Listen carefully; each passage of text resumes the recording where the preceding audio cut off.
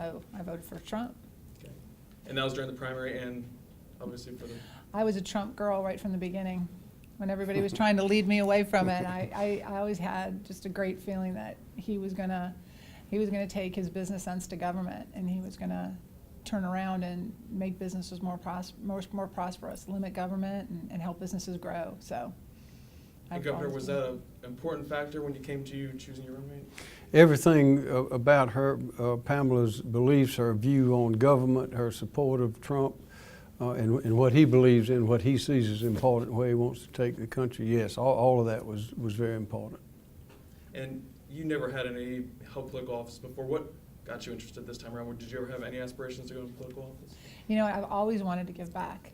It was part of who we were growing up. All my grandparents were immigrants, and so right from the beginning, we kind of were taught that it takes everybody to rise. So the whole analogy of a high tide rises all ships.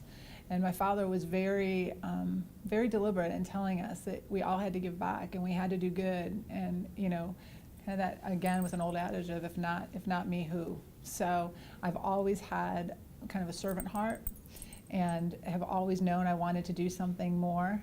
And this just became the right time to do it. And I look forward to going down to Columbia and taking what I've learned in business and helping other businesses grow and helping alleviate some of the pain that business feels every day, because I feel it and my clients feel it and we talk about it. And so I think I bring a great perspective to Columbia. What do you see, I guess, maybe as an advantage or attracts you to Governor McMaster as a candidate for governor versus the other potential gubernatorial candidates out there? What do you like best about Governor McMaster when it comes to that?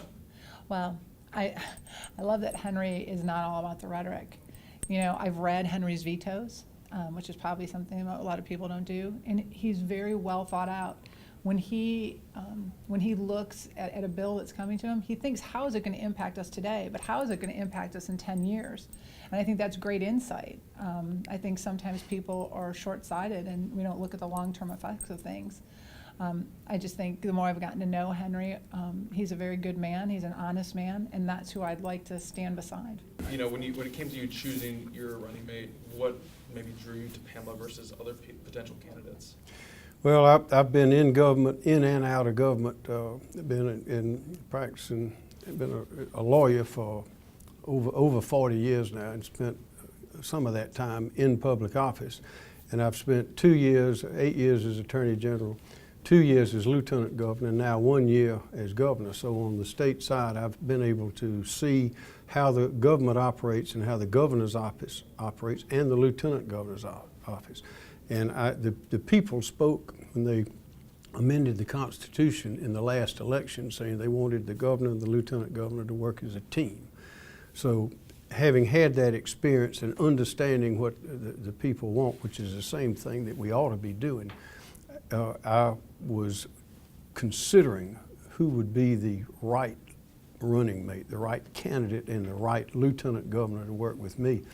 And all signs pointed to Pamela Evette. When I met Pamela and understood her background, her family, and met her family and her business background and great success and deep experience in business, oftentimes having to navigate through government regulations and taxes and those sorts of things, I thought she was exactly the right candidate for right now in South Carolina, when we need those kind of skills to complement others, to be sure that the momentum that we are making in economic development, bringing jobs and happiness to people all over the state, that we need to keep that going. And I believe she'll be a strong advocate and a strong person to help deliver that. And she does kind of give you a little bit of a contrast to your political career, 30 plus years in political outsider. Is that an advantage for you, in your opinion? Oh, I think it's a big advantage. I think her experience in business around the country and her experience in building her business, which is what we want people to do in South Carolina. We want the children to stay here and build businesses and live and learn in South Carolina. I think that is a very important asset to have, and that's precisely what Pamela has done. So yes, that's a very important qualification, I believe, an asset.